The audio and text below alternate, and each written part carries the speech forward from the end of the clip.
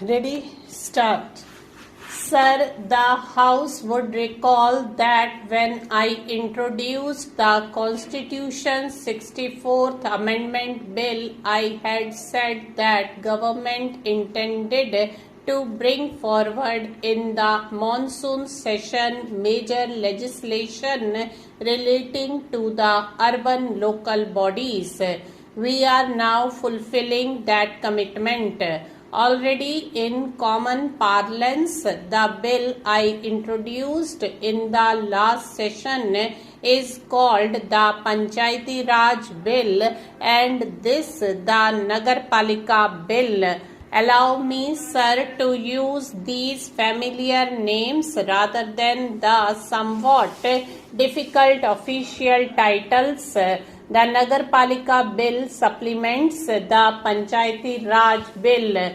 The theme of this bill is the same as that of the other constitutional sanction for maximum democracy and maximum devolution.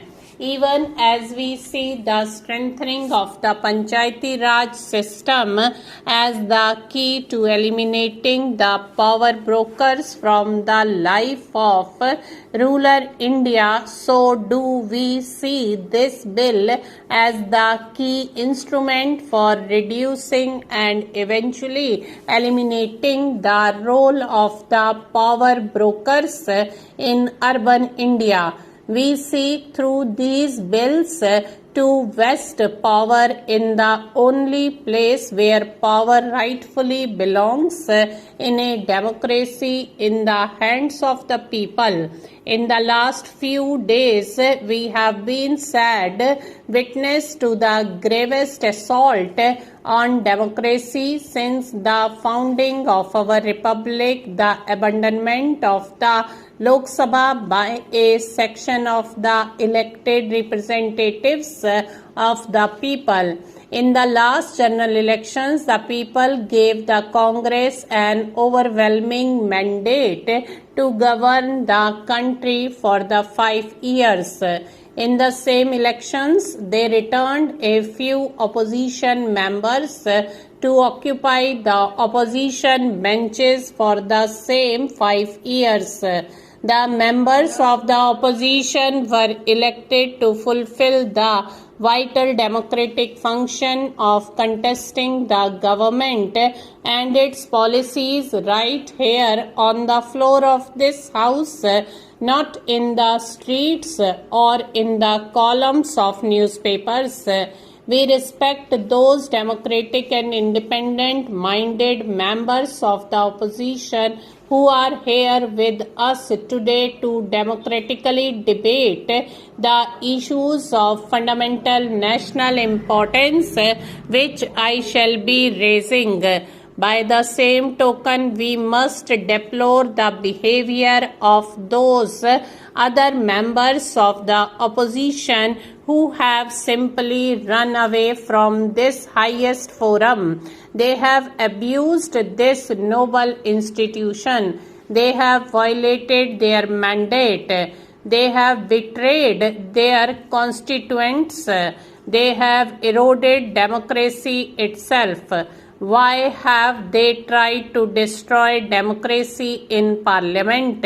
I have no doubt that it is primarily because they could not bear to see democracy prosper here. The people will of course consign to the dustbin of history those who have resigned the seats to which they were elected to the present Lok Sabha.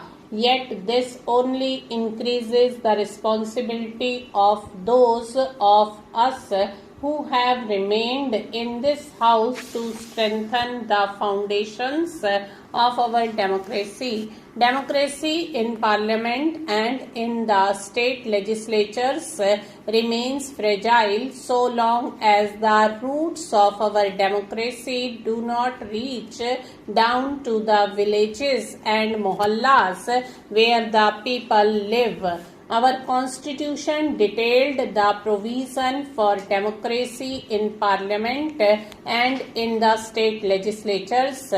Therefore, democracy in these institutions has survived every vicissitude and flourished.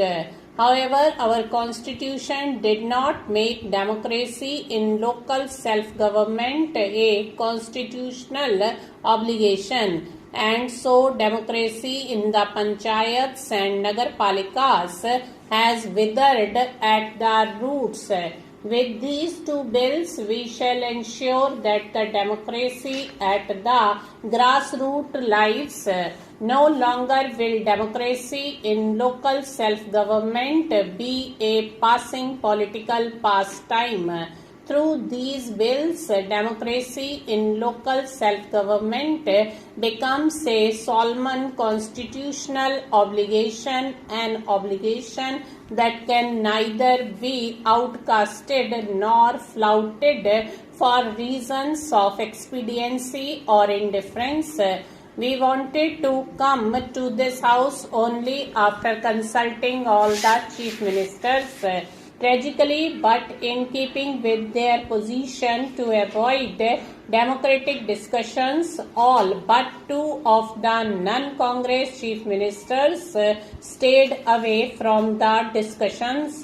Many of them refused to let the elected representatives of their parties participate in the Nagarpalika Sammelans, and I believe one of them has dismissed some of those who participated in those discussions. They denied permission to their municipal officers to attend the conference of municipal officers called by the Ministry of Urban Development.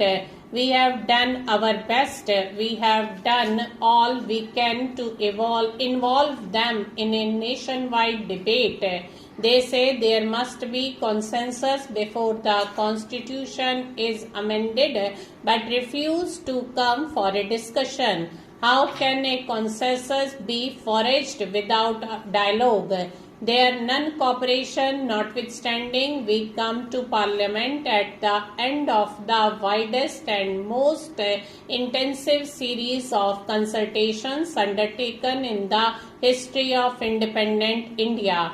I have personally interacted with over of 25,000 knowledgeable and experienced persons, most of whom are elected representatives of the people before coming to this house with the Panchayati Raj and Nagarpalikas.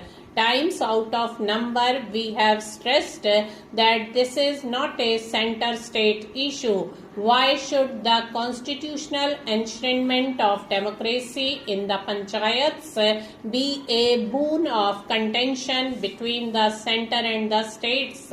Why should reservations for the scheduled castes and the scheduled tribes and women be a matter of confrontation between the center and the states? Stop.